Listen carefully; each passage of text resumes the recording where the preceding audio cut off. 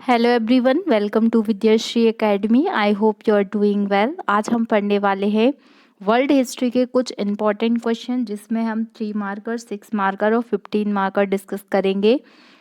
क्योंकि 2019 के मेंस के सिलेबस में वर्ल्ड हिस्ट्री मेंशन है, तो हमें बहुत अच्छे से कौन कौन से क्वेश्चन पूछे गए हैं, किस टाइप के क्वेश्चन पूछे जा सकते हैं, किस तरीके से हम उनकी फॉर्मेटिंग कर सकते हैं, ये सब कुछ आज हम बहुत अच्छे से डिस्कस करेंगे। और यदि आपने इतने क्वेश्चन भी बहुत अच्छे से प्रिपेयर कर लिए तो आपको डेफिनेटली इन्हीं क्वेश्चन में से पेपर में क्वेश्चंस मिल जाएंगे। तो बहुत अच्छे से आज हम इसको पढ़ेंगे। आई होप आपको ये सब कॉन्सेप्ट क्लियर हो जाएगा। इसको हम बहुत ही डिटेल में डिस्कस करने वाले हैं। तो यदि आप 2019 का एमपीपीएससी का मेंस दे रहे हैं तो आपके लिए ये वीडियो बहुत ही बेनिफिशियल होगा। तो प्लीज़ देखिए, और अगर आपको पसंद आता है तो सब्सक्राइब कीजिए। धन्यवाद। सबसे पहले हम 3 मार्कर डिस्कस करेंगे। ये 3 मार्कर बहुत ही महत्वपूर्ण है, पूछे गए हैं और आगे पूछे जाने की संभावना है। सबसे पहला क्वेश्चन है गुटेनबर्ग। गुटेनबर्ग को हम 3 मार्कर में कैसे लिख सकते हैं कि एक जर्मन वैज्ञानिक थे। 1439 में जो इनकी सबसे प्रसिद्ध जो इनका कार्य था वो था कि प्रिंटिंग प्रेस की ये रचना इन्होंने की थी। प्रिंटिंग प्रेस के आविष्कार से यूरोप में दार्शनिक विचारकों के विचारों का तीव्र गति से आदान प्रदान हुआ, जिससे क्या हुआ कि पुनर्जागरण को प्रेरणा मिली। और इनकी प्रथम प्रिंटेड पुस्तक थी गुटेनबर्ग बाइबल कहलाती है। तो आपको ये देखिए, इसमें 5 से 6 पॉइंट दिए गए हैं, तो कम से कम आपको 3 पॉइंट तो याद ही रहेंगे। तो आपको इनको बहुत अच्छे से पढ़ लेना है। तो क्या क्या इंपॉर्टेंट है गुटेनबर्ग में कि जर्मन आविष्कारक थे। 1439 ईस्वी में इन्होंने क्या किया, प्रिंटिंग प्रेस की रचना की। और प्रिंटिंग प्रेस के आविष्कार के कारण फिर जो अन्य विचार थे उनका आदान प्रदान तीव्र गति से हुआ।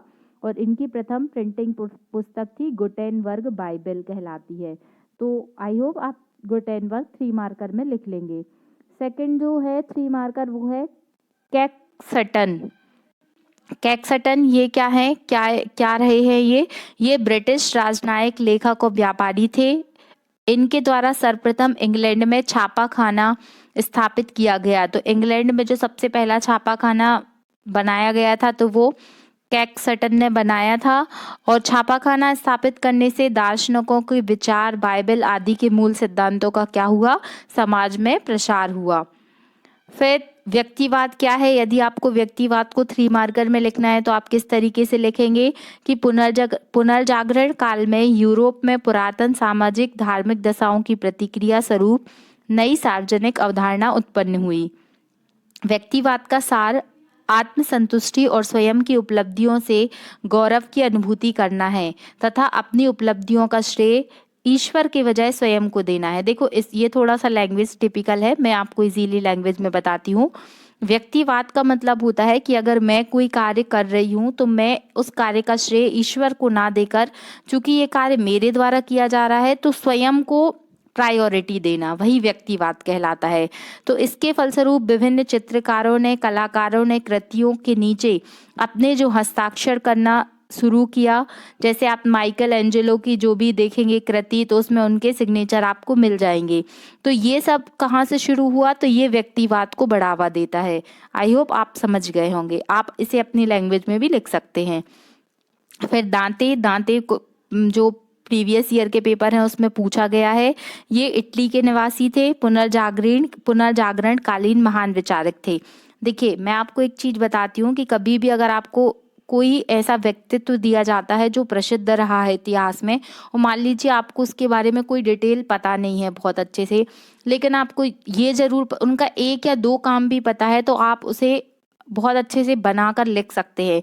जैसे दांते हैं, तो आपको सिर्फ ये पता है कि दांते जो थे वो इटली के कोई बहुत ही बड़े विचारक थे, तो आप ऐसा लिख सकते हैं कि दांते एक पुनर्जागरण कालीन एक महान विचारक थे। इनका इतिहास में, वैश्विक इतिहास में बहुत ही महत्वपूर्ण योगदान रहा है। तो एटलीस्ट आपको थ्री में से आपको 1 या 2 मार्क्स तो मिल ही जाएगा। तो इस तरीके से अगर आपको पता है, वैसे 3 मार्कर में पॉइंट टू पॉइंट लिखना होता है, लेकिन यदि नहीं बन रहा है ये तब की बात है। इनकी प्रमुख रचनाएं कौन कौन सी हैं, तो डिवाइन कॉमेडी इनकी बहुत ही फेमस रचना है। द मोनार्किया, अपनी रचनाओं द्वारा इन्होंने मनुष्य के नैतिक और संयमी जीवन जीने की प्रेरणा दी है। दांते को पुनर्जागरण का अग्रदूत कहा जाता है। ये लाइन यदि आप फर्स्ट पॉइंट में लिखते हैं तो ज़्यादा अच्छा आंसर होगा कि दांते को पुनर्जागरण का अग्रदूत कहा जाता है। याद रखिएगा, डिवाइन कॉमेडी और द मोनार्किया इनकी रचना है। फिर नेक्स्ट है पेट्रॉक। तो पेट्रॉक भी एक महान विचारक रहे हैं। इटली निवासी पुनर्जागरण कालीन महान विचारक थे। इन्हें मानवता का पिता कहा जाता है। तो ये जो इनको जो टाइटल्स मिलते हैं ना, वो बहुत अधिक महत्वपूर्ण है। तो मानवता का पिता किसे कहा जाता है? तो पेट्रॉक को कहा जाता है। और इनके जो पत्रों का संकलन है वो फेमिलियर लेटर्स हैं। तो इसको भी याद रखना है, जिसके माध्यम से इन्होंने क्या किया है? मानवता के संदेश को प्रसारित किया है। याद रखिएगा, अभी हमने चार से 5 क्वेश्चन डिस्कस किए हैं, आपको इनको बहुत अच्छे से याद रखना है। फिर नेक्स्ट जो है वो है नेपोलियन के सुधारों की संक्षिप्त व्याख्या करें। तो नेपोलियन ने ऐसा क्या किया है, उनके सुधार क्या क्या रहे हैं, क्या वो आज की दृष्टि में कहीं पर मायने रखते हैं? तो इन सबको हमें पढ़ना है। पहले हम इंट्रोडक्शन लिख सकते हैं कि नेपोलियन के सुधार जो डायरेक्टरी शासन की अक्षमता का लाभ उठाकर फ्रांस की सत्ता प्राप्त करने के बाद नेपोलियन ने बहुत सारे सुधार किए। वो सुधार कौन कौन से थे? तो हम उसे ऐसे डिवाइड कर सकते हैं कि राजनीतिक सुधार, धार्मिक, आर्थिक, सैन्य और सामाजिक। तो राजनीतिक सुधार, नेपोलियन के राजनीतिक सुधार कौन कौन से थे? तो इन्होंने नेशनल कन्वेंशन की केंद्रीकरण प्रवृत्ति को जारी रखा। याद रखिएगा, जो नेशनल कन्वेंशन की जो सेंट्रलाइज पावर थी उसको इन्होंने एज इट इज रखा। फिर मताधिकार में वृद्धि, मताधिकार को इन्होंने बहुत अधिक वृद्धि की, मतलब उसको महत्वपूर्ण समझा। त्रिसदनीय व्यवस्थापिका स्थापित की। प्रीफेक्टो उप प्रीफेक्टो की नियुक्ति की। परिणाम क्या हुआ इन सबका? कि केंद्रीकरण की प्रवृत्ति के कारण प्रशासन में स्थायित्व व चुस्ती आई। फिर धार्मिक सुधारों में क्या क्या लिख सकते हैं? कि कैथोलिक को राजधर्म घोषित किया। इन्होंने कैथोलिक को प्रायोरिटी दी और उसे राजधर्म घोषित किया। चर्च की संपत्ति भूमि का राष्ट्रीयकरण किया। पादरियों को सरकारी वेतन दिया। पोप पादरियों की नियुक्ति सरकार के द्वारा की जाएगी ऐसा माना। जिसका परिणाम क्या हुआ? इन सब जो इन्होंने उपाय किए कि चर्च में निरंकुशता आई, भ्रष्टाचार आया और धार्मिक कट्टरता की समाप्ति हुई। तो याद रखिएगा इसको। फिर आर्थिक सुधारों में क्या क्या किया? तो आर्थिक सुधारों में करों की वसूली सख्ती से की गई। आर्थिक सुधारों में नेपोलियन ने क्या क्या कार्य किए? तो आर्थिक कर की वसूली की गई। बजुर्गा वर्ग के अनुकूल व्यापारिक कोड बनाया गया। बैंक ऑफ फ्रांस की स्थापना की गई। सड़क, बंदरगाह संस्थाओं का व्यापारिक वृद्धि के लिए निर्माण किया गया, जिसका परिणाम क्या हुआ? कि आर्थिक समृद्धि हुई। फिर सैन्य सुधारों में तो नेपोलियन के सैन्य सुधार काफ़ी अनुकरणीय थे। जैसे उन्होंने क्या किया? सेना का उन्नत प्रशिक्षण किया और नवीन सैन्य भर्ती की स्थापना की। फिर सामाजिक सुधारों में विद्यालयों की स्थापना की गई। कानून के समक्ष सिविल कोड बनाया गया। राष्ट्रभक्ति की अनिवार्यता, मतलब राष्ट्रभक्ति की शिक्षा की अनिवार्यता दी गई। तो जिसका सबका परिणाम क्या हुआ? कि सामाजिक समता, राष्ट्र प्रेम का उदय हुआ। लीजन ऑफ ऑनर, ये अवार्ड आपने अभी भी सुना होगा। लीजन ऑफ ऑनर अवार्ड दिया जाता है, जो कई भारतीयों को भी दिया जाता है फ्रांस के द्वारा। तो फ्रांस के प्रतिभाशाली लोगों हेतु इसके साथ साथ सभी उपाधियों का अंत कर नेपोलियन ने समतावादी समाज की स्थापना की। तो ये सारे पॉइंट आपको याद रखना है नेपोलियन के सुधारों में। ये प्रश्न आपसे पूछा जा सकता है। फिर जो नेक्स्ट क्वेश्चन है कि यूरोप में क्रांति सबसे पहले फ्रांस में ही क्यों हुई? ये प्रश्न भी पूछा गया है। इसकी संक्षिप्त व्याख्या करें और कारणों को चिन्हित करें। तो ये आपको 15 नंबर में ये क्वेश्चन पूछा जा सकता है। तो आपको इसको याद रखना है कि यूरोप में सबसे पहले फ्रांस में क्रांति क्यों हुई। तो यूरोप में क्रांति फ्रांस में ही होने के कारण निम्नलिखित हैं। कौन कौन से कारण हैं? सबसे पहला तो है कि अत्यधिक प्रशासनिक केंद्रीकरण, जो प्रशासनिक केंद्रीकरण है वो बहुत महत्वपूर्ण कारण था। दूसरा जो सबसे महत्वपूर्ण कारण मुझे लगता है वो था दार्शनिकों की उपस्थिति। बहुत ही महान विचारक हुए जिन्होंने अपने विचारों से दुनिया में क्रांति लाने में बहुत ही अहम पहल की। तो दार्शनिकों की उपस्थिति। तीसरा है निरंकुश राजतंत्र की निरंतरता। देखिए, जब बहुत अधिक निरंकुशता बढ़ती जाती है तो एक समय ऐसा आता है कि निरंकुशता का अंत होता है। फिर विशेषाधिकार प्राप्त वर्ग में उत्तरदायित्व का अभाव। जिन लोगों को, जो अपर क्लास के लोग थे, जिनको बहुत सारे स्पेशल राइट मिले हुए थे, उन्होंने अपनी रिस्पॉन्सिबिलिटी को बिल्कुल भी नहीं समझा, जिसके कारण आम जनता को सफ़र करना पड़ा और फिर विरोध हुआ। विशेषाधिकार विहीन सामंत, तो जो सामंत थे उनको भी विशेषाधिकार नहीं मिले थे, तो फिर उन्होंने भी क्या किया, क्रांति में भाग लिया। फिर अमेरिकी स्वतंत्रता संग्राम का प्रभाव, क्या होता है कि अंतर्राष्ट्रीय स्तर पर अगर किसी एक देश में कुछ हो रहा है तो उसका प्रभाव ना केवल उस देश में बल्कि अंतर्राष्ट्रीय स्तर पर पड़ता है। तो जो अमेरिकी स्वतंत्रता थी उसने प्रभावित फ्रांस को भी किया। और जागरूक मध्यम वर्ग, ये भी महत्वपूर्ण कारण है कि जो मिडिल क्लास था वो जागरूक हुआ और उन्होंने इक्वलिटी लाने के लिए बहुत सारे काम किए। फिर एक एक पॉइंट को हम थोड़ा डिटेल में समझ लेते हैं। चूंकि हमें ये डिटेल में आंसर लिखना है तो हम क्या लिखेंगे, अत्यधिक प्रशासनिक केंद्रीकरण। अन्य यूरोपीय देशों जैसे ब्रिटेन, जर्मनी, स्पेन आदि की अपेक्षा फ्रांस में क्या था, अत्यधिक केंद्रीकरण था। जो सेंट्रलाइजेशन था वो क्या था, निरंकुश राजतंत्र था। मतलब वहाँ पे जो राजा होते थे वो निरंकुश थे। निरंकुश का मतलब होता है कि उनको बहुत अधिक जनता से कोई मतलब नहीं रहता था, फलस्वरूप हर असंतोष के लिए राजा को जिम्मेदार माना जाता था। ये बहुत महत्वपूर्ण कारण था। फिर दार्शनिकों की उपस्थिति, ये क्वेश्चन केवल फ्रांस के जो दार्शनिक हैं उस पे भी 15 मार्कर का क्वेश्चन आ चुका है, तो आपको इसको बहुत अच्छे से समझना होगा कि फ्रांस में मॉन्टेस्क्यू, रूसो, वोल्टेयर जैसे महान दार्शनिक हुए और उनकी उपस्थिति के कारण वैचारिक प्रबुद्धता का प्रसार हुआ। वैचारिक प्रबुद्धता का मतलब क्या है कि उनके जो थॉट थे वो बहुत ही, उनमें इंटेलिजेंस था, वो बहुत ही इंटेलेक्चुअल थे। जबकि अन्य देशों में ये इस तरीके के कोई महान दार्शनिक उस टाइम पे नहीं थे, जिसके कारण क्या हुआ, काफ़ी अधिक जागरूकता आई। फिर निरंकुश राजतंत्र की निरंतरता, फ्रांस में लगातार निरंकुश शासक हुए जैसे लुईस 14, फिर लुईस 15, लुईस 16। तो ये सब क्या थे, ये बहुत ही इंटेलेक्चुअल शासक नहीं थे, इनकी नीतियाँ वही भोग विलास वाली थी। जबकि अन्य देशों में कालांतर प्रबुद्ध और उदार शासक हुए। देखिए आपको लग रहा होगा कि इसमें बहुत टिपिकल सी लैंग्वेज दी गई है, लेकिन जब आप आंसर राइटिंग करते हैं तो अगर आप अपने आंसर में इस तरीके कुछ अच्छे हिंदी के शब्द यूज़ करते हैं तो आपका जो कॉपी चेक करने वाला जो उन पे जो इम्प्रेशन है आपकी कॉपी का वो बहुत अच्छा पड़ता है। क्योंकि सामान्य लैंग्वेज तो सभी लिखेंगे, लेकिन आपको उन सब से कुछ अलग करना होगा। फिर उदाहरण में बता सकते हैं कि प्रशा फ्रेडरिक महान, जैसे ऑस्ट्रिया में जोसेफ सेकंड थे, रूस में कैथरीन महान थे। तो ये महान शासक थे, लेकिन एट द टाइम जो फ्रांस में क्या थे, ये वाले शासक कुछ कर नहीं रहे थे। तो क्या हुआ, इनकी निरंकुशता का जो कारण था वो भी फ्रांस में क्रांति का एक महान कारण हुआ। फिर विशेषाधिकार प्राप्त वर्ग में उत्तरदायित्व का अभाव, अन्य देशों की अपेक्षा फ्रांस में कुलीन पादरी जो थे वो कैसे थे, अकर्मण्य थे। मतलब वो कोई काम नहीं करते थे, वह शासन चलाने में राजा की जो सहायता नहीं करते थे, तो ये भी कारण हुआ। फिर विशेषाधिकार विहीन सामंत, तो लुईस 14 द्वारा सामंतों को विशेष अधिकार से क्या किया गया, विहीन किया गया। जबकि अन्य देशों में सामंतों को बहुत अधिक मतलब महान माना जाता था, जिसके फलस्वरूप क्या किया गया कि जो सामंत थे उन्होंने जो तृतीय वर्ग था, मतलब जो मीडियम क्लास से भी नीचे की क्लास का वर्ग था, आम जनता थी, इन दोनों ने मिलकर सहयोग किया और क्या किया, राजा का विरोध किया। तो ये महत्वपूर्ण कारण था, ये भी आपको समझ में आ गया होगा।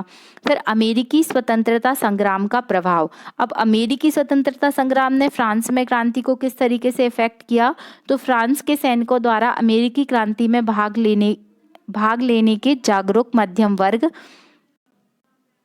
भाग लेने में क्या हुआ कि उन्हें क्रांति और मानवाधिकारों का महत्व समझ आया, जिसका प्रभाव फ्रांस में पड़ा।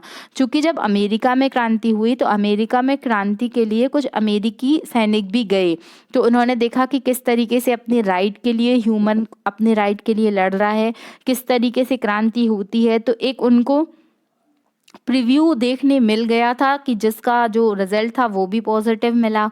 तो इस तरीके से यहाँ पे भी एक महत्वपूर्ण पहल हुई और क्या हुआ कि फ्रांस की क्रांति को एक टूल मिल गया। फिर जागरूक मध्यम वर्ग, तो अन्य देशों की अपेक्षा जो फ्रांस का मध्यम वर्ग था, व्यापारी वर्ग था, वो अधिक जागरूक और समृद्ध था, पर विशेषाधिकार उसको प्राप्त नहीं थे, जिसके कारण क्या हुआ, उनमें असंतोष की भावना जागी और उन्होंने क्रांति के लिए अपना आगे कदम बढ़ाया। अब आपको समरी में आप क्या लिख सकते हैं, इन उपरोक्त आधारों पर हम यह कह सकते हैं कि फ्रांस में क्रांति कोई अकस्मात्मक और विस्मयकारी घटना नहीं थी, बल्कि तात्कालीन अवस्थाओं के विरुद्ध एक स्वाभाविक जन प्रक्रिया थी। ये बहुत ही प्यारी लाइन है और ये आपके आंसर को बहुत ही अच्छा बना सकती है कि ऐसा नहीं था कि फ्रांस में कोई अचानक से क्रांति हो गई या अचानक से कोई एक ऐसी घटना हुई। ये जो समस्त घटनाएं हैं, इन समस्त घटनाओं का जो परिणाम था वो हुआ फ्रांस की क्रांति। आई होप आपको ये आंसर एकदम समझ में आ गया होगा कि कौन कौन से पॉइंट आपको लिखने हैं।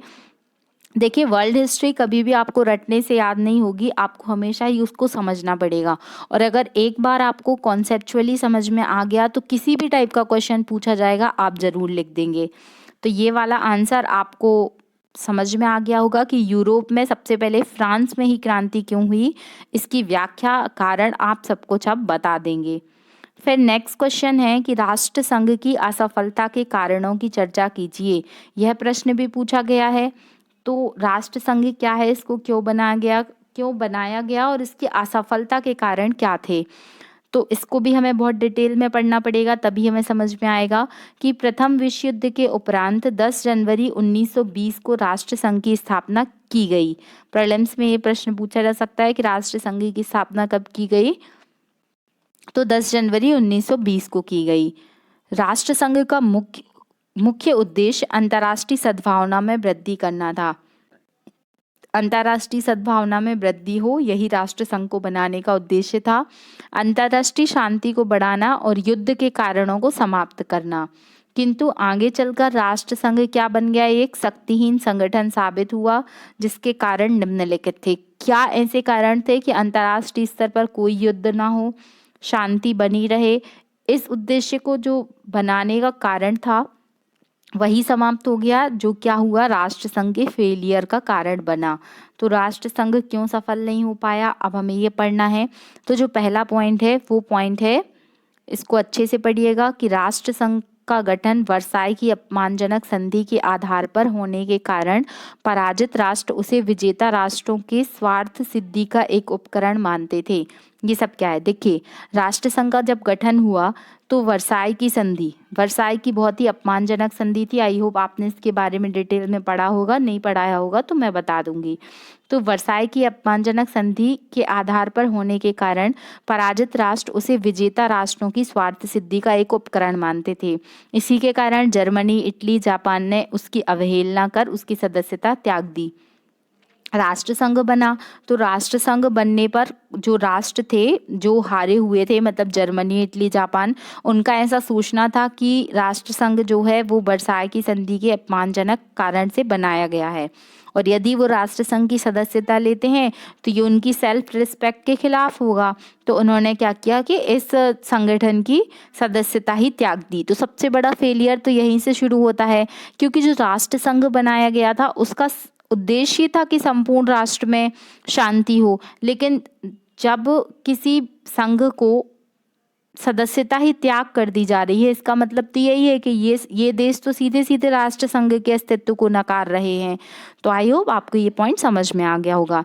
फिर जो सेकेंड रीजन था कि राष्ट्र संघ में निर्णय सर्वसम्मति से होने के कारण निर्णय लेने में मतैक्य का अभाव था। मतैक्य मतलब सबके वोटिंग राइट का अभाव था, तथा ऐच्छिक सदस्यता की शर्त होने के कारण राष्ट्रों द्वारा सदस्यता हेतु गंभीर ना होना। देखिए, राष्ट्रसंघ बनाया गया लेकिन इसमें कोई ऐसा कंपल्शन नहीं था कि आपको राष्ट्रीय संघ की सदस्यता लेनी ही पड़ेगी। तो ये तो आप अपनी इच्छा वाली बात हो गई। तो बहुत सारे देशों ने कहा कि हमें राष्ट्रसंघ की सदस्यता ही ग्रहण नहीं करना, तो ये भी एक फेलियर साबित हुआ। फिर जो थर्ड पॉइंट है कि राष्ट्रसंघ द्वारा राष्ट्रों के सामूहिक सुरक्षा का सिद्धांत की अवहेलना की गई। 1924 में जब जिनेवा प्रोटोकॉल, जिसमें राष्ट्रसंघ के पक्ष में विभिन्न राष्ट्रों द्वारा अपनी संप्रभुता पर सीमा संगठन की अनुमति का प्रावधान था, जिसका विरोध ब्रिटेन और अमेरिका ने किया। ये क्या पॉइंट है, इसको मैं इजीली बताती हूँ आपको कि सामूहिक सुरक्षा का सिद्धांत था, लेकिन सामूहिक सुरक्षा का जो उल्लंघन था वो ब्रिटेन और अमेरिका ने कर दिया। तो ये वाला पॉइंट भी यहाँ पर फेलियर साबित हो गया।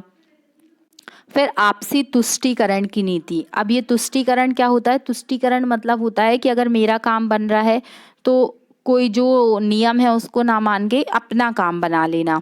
तो राष्ट्रसंघ द्वारा आक्रमणकारी राष्ट्रों के विरुद्ध लगाए गए आर्थिक प्रतिबंध हैं वो प्रभावी नहीं हो पाए।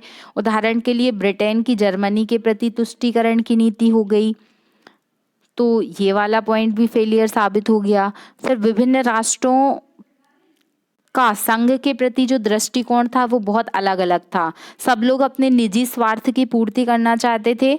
ऐसा किसी का भी उद्देश्य नहीं था कि जो राष्ट्र संघ के नियम है उनको फॉलो किया जाए। जैसे फ्रांस का उद्देश्य था जर्मनी को दबाए रखना, मतलब जो पर्सनली इन लोगों के कॉन्फ्लिक्ट थे ये उसको सॉल्व करना चाहते थे। कोई मतलब जो पर्टिकुलर ग्रुप की बात थी कि अंतर्राष्ट्रीय स्तर पर विभिन्न देश कैसे शांति से रहे, ऐसा इनका कोई इंटेंशन नहीं था। तो इंग्लैंड चाहता था कि व्यापारिक हितों हेतु जर्मनी के प्रति तुष्टीकरण की नीति रखता था। संयुक्त राज्य अमेरिका राष्ट्र संघ का जन्मदाता था जिसने राष्ट्र संघ की सदस्यता ग्रहण ही नहीं की थी। तो आप सोच सकते हैं कि जिस देश में राष्ट्र संघ का निर्माण किया जा रहा है वही उसकी सदस्यता ग्रहण नहीं कर रहा है। तो ये तो फेलियर वाला ही संगठन था। स्थायी सेना का ना होना, अब स्थायी सेना ही नहीं है, आप बहुत सारे देशों पर निर्भर हैं कि जब कोई युद्ध होगा या कोई अभियान होगा तो आप दूसरे राष्ट्रों से सेना मंगा लेंगे, लेकिन एट द टाइम पता चला कि राष्ट्रों ने मना ही कर दिया कि हम अपनी सेना नहीं भेजेंगे, तो ये भी बहुत ही नकारात्मक पॉइंट था। फिर 1929 में जो आर्थिक मंदी आई, तो आर्थिक मंदी के समय क्या हुआ, गरीबी बेरोजगारी के कारण पूरे विश्व में दक्षिणपंथी सरकारें आ गईं और ये सरकारें बहुत अधिक आक्रामक थीं। उन्होंने राष्ट्र संघ की जो कॉन्ट्रैक्ट होता था उसका उल्लंघन कर दिया गया, जैसे जापान हो गया, इटली हो गया।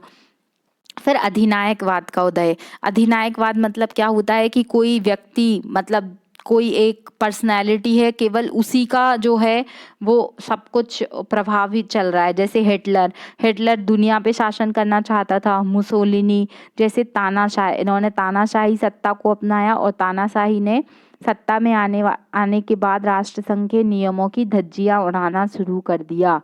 तो इस तरीके से आप बोल सकते हैं कि राष्ट्रसंघ किस तरीके से निष्प्रभावी हुआ। आप निष्कर्ष में लिख सकते हैं कि इस प्रकार अनेक त्रुटियों के कारण राष्ट्रसंघ असफल हो गया। इन त्रुटियों के बावजूद भी यदि सदस्य राष्ट्र चाहते थे तो इसे सफल बनाया जा सकता था, किंतु विंस्टन चर्चिल ने ठीक ही कहा था कि राष्ट्रसंघ की असफलता के पीछे राष्ट्रसंघ नहीं अपितु सदस्य राष्ट्र दोषी थे। तो ये विंस्टन चर्चिल का कोट आप कर सकते हैं, लिख सकते हैं। तो आपको सारे पॉइंट डेफिनेटली समझ में आ गए होंगे कि राष्ट्रीय संघ की असफलता के कारण क्या थे। फिर नेक्स्ट क्वेश्चन, अब अभी आपके मन में क्वेश्चन आया था यदि आपने नहीं पढ़ा कि वर्साई की संधि क्या थी। तो वर्साई की संधि एक बहुत ही महत्वपूर्ण संधि थी जिसका जो वैश्विक परिणाम है वो देखने मिलता है। तो इसे समझते हैं कि प्रथम विश्व युद्ध की समाप्ति पर मित्र राष्ट्रों ने युद्धोत्तर काल की समस्याओं को सुलझाने के लिए, ये डेट याद रखिएगा, 18 जनवरी 1919 में 18 जनवरी को क्या किया, पेरिस में एक शांति सम्मेलन का आयोजन किया गया और पेरिस शांति सम्मेलन में पराजित राष्ट्रों से अलग अलग संधियां की गई। मतलब जो विजयी राष्ट्र थे और जो मित्र राष्ट्र थे उनके बीच में संधि की गई। कहाँ पर की गई, पेरिस सम्मेलन हुआ। कब हुआ, 18 जनवरी 1919 को हुआ, जिसमें जर्मनी के साथ की गई संधि वर्साई की संधि कहलाती है। तो जर्मनी के साथ की गई संधि है। अब इसकी क्या शर्तें थी, सबसे पहली शर्त थी Alsace Lorraine province, Alsace Lorraine प्रदेश, जर्मनी से अल्सास लॉरेन प्रदेश फ्रांस को दिया गया। देखिए ये बहुत ही महत्वपूर्ण प्रोविंस था जर्मनी के लिए, जो कि किसको दिया गया, फ्रांस को देने की बात की गई। दूसरा था सार क्षेत्र। तो जर्मनी के लिए जो कोयला का बहुत ही प्रमुख क्षेत्र था सार क्षेत्र, वो 15 वर्षों तक खनन करने के लिए किसको बोला गया, फ्रांस को बोला गया। फिर जर्मनी का राइनलैंड, तो जर्मनी का राइनलैंड भी मित्र राष्ट्रों को देने के लिए बोला गया, जो कि बहुत ही प्रमुख था। राष्ट्रों की सेना जो थी वो जर्मनी की सेना भी किसको दी गई, फ्रांस को देने की बात की गई। फिर जर्मनी के यूपेन, मार्शनेट और बेल्जियम जैसे जो प्रमुख क्षेत्र थे उनको भी फ्रांस को देने की बात की गई। जर्मनी की पूर्वी सीमा पर जो डेजिंग बंदरगाह था उसको राष्ट्रसंघ के संरक्षण में दे दिया गया। जर्मनी के उपनिवेश को मित्र राष्ट्रों की मैंडेट प्रणाली के तहत दिया गया। सैन्य व्यवस्था तो सैनिकों को भी बोला गया कि जर्मन सैनिक की संख्या में कमी की जाएगी और अनिवार्य सैनिक सेवा पर प्रतिबंध लगाया जाएगा। और जो उनके हवाई जहाज थे जर्मनी के पनडुब्बियां थी उन पर भी प्रतिबंध लगाया गया। अब अगर आपने ये पढ़ा है तो आपको डेफिनेटली आपके मन में ऐसा क्वेश्चन आना लाजमी है कि अब जर्मनी के पास बचा ही क्या। तो यही हुआ था जर्मनी के साथ कि जर्मनी की जितनी भी आर्थिक थी, सामाजिक थी, राजनीतिक थी, सारी शक्तियों को छीन लिया गया। तो ये जर्मनी की सेल्फ रिस्पेक्ट की बात थी कि जो वर्साई की संधि थी उसको बोला गया कि वर्साई की संधि एक तरीके से पूरी तरह जर्मनी के लिए दमनात्मक नीति थी और बहुत ही क्षतिपूर्वक आदेश दिए गए। तो उपरोक्त आधारों के आधार पे हम कह सकते हैं कि वर्साई की संधि को जर्मनी के प्रति कठोर दमनात्मक आरोपित संधि कह सकते हैं। इसी तरीके से फ्रांस ने बोला कि जर्मनी ने बोला कि वर्साई की संधि कोई संधि नहीं है, ये एक तरीके से बहुत ही कठोर दंड है और हम इसको नहीं मानेंगे। तो वर्साई की संधि याद रखिएगा 1919 में हुई थी। क्या क्या शर्तें थी आप इसको पढ़ लीजिएगा, आपको याद हो जाएगा। नेक्स्ट क्वेश्चन है फ्रांसीसी क्रांति में दार्शनिकों की भूमिका। देखिए ये क्वेश्चन 15 नंबर में पूछा गया है, तो ये बहुत ही महत्वपूर्ण है और इसमें जो नाम है वो भी आपको रूसो 3 मार्कर में पूछा जा सकता है या बहुत सारे जो अलग अलग वो दार्शनिक हुए हैं वो भी आपको पूछे जा सकते हैं। तो फ्रांसीसी क्रांति में दार्शनिकों की भूमिका के संबंध में 2 मत आते हैं, एक इनके पक्ष में मत आता है और एक विपक्ष में मत आता है। तो कुछ इतिहासकारों ने तो कहा है कि दार्शनिकों को उत्तरदायी माना है क्रांति के लिए, लेकिन कुछ इतिहासकारों ने इस तथ्य को अस्वीकारा है। तो पक्ष में तथ्य क्या क्या है कि निरंकुश राजतंत्र सामंतवाद यूरोप में था, पर फ्रांस में क्या था, मॉन्टेस्क्यू वोल्टेयर रूसो की जो उपस्थिति थी, तो क्या हुआ कि इनकी उपस्थिति ही क्रांति का कारण बनी। नेपोलियन ने स्वयं कहा था कि अगर रूसो ना होता तो क्रांति भी ना होती। देखिए ये बहुत ही महत्वपूर्ण स्टेटमेंट है। अगर कोई इतना बड़ा व्यक्तित्व ये बात बोल रहा है, विचारक, कि रूसो ना होता तो क्रांति भी ना होती, इसका क्या मतलब है कि रूसो की महत्वपूर्ण भूमिका थी क्रांति में। अब जो लोग विपक्ष में तर्क देते हैं वो क्या बोलते हैं, उनका कहना है कि दार्शनिकों के लेखों को समझने वाले नगण्य थे। मतलब जो दार्शनिक थे वो इतनी टिपिकल लैंग्वेज में लिखते थे कि जो आम जनता थी उस पर उसका कोई प्रभाव नहीं पड़ा। सभी दार्शनिक क्रांति के पहले ही दिवंगत हो गए। ये महत्वपूर्ण पॉइंट है कि आप कह रहे हैं कि जो दार्शनिकों के कारण फ्रांस में क्रांति हुई, लेकिन जब फ्रांस में क्रांति हुई तो जो ये महत्वपूर्ण विचारक थे उनका तो पहले ही देहांत हो गया था, तो कैसे उनने प्रभावित किया। फिर इन्होंने अपने लेखों में क्रांति नहीं बल्कि सुधारों की अनुशंसा की है। देखिए जब भी जो महान विचारक होते हैं वो क्रांति को बहुत ही कम महत्व देते हैं। उनका कहना ये होता है कि किस तरीके से सुधार लाया जा सके, तो ये वाला पॉइंट भी वैलिड लगता है। फिर दार्शनिक ब्रिटेन जैसे संवैधानिक राजतंत्र के पक्षधर थे। जो दार्शनिक थे वो क्रांति के पक्षधर नहीं थे बल्कि संवैधानिक सुधारों के पक्षधर थे। तो ये वाले पॉइंट को भी आपको याद रखना है कि किस तरीके से विपक्ष में तर्क दिए गए। अब हम निष्कर्ष में अपने आंसर को कैसे बता सकते हैं कि निष्कर्ष क्या निकला। तो अतः हम कह सकते हैं कि भले ही प्रत्यक्ष रूप से क्रांति दार्शनिकों के कारण नहीं हुई, किंतु दार्शनिकों के सिद्धांतों ने अपरोक्ष रूप से क्रांति के पीछे वैचारिक पृष्ठभूमि तैयार की तथा क्रांति के पीछे प्रत्यक्ष कारण जो है वो तत्कालीन फ्रांस की आर्थिक, राजनीतिक, सामाजिक परिस्थितियों व कमियों को दार्शनिकों के द्वारा उजागर किया गया और जो क्या हुआ फ्रांस की क्रांति के लिए एक महत्वपूर्ण आयाम था। तो आई होप आप इस तरीके से पक्ष विपक्ष में तर्क देते हुए निष्कर्ष में अपनी बात को बहुत अच्छे से बता सकते हैं कि डायरेक्टली नहीं बट इनडायरेक्टली फ्रांस के जो दार्शनिक थे उनका महत्वपूर्ण योगदान था। तो ये वाला आंसर भी आई होप आपको समझ में आ गया होगा।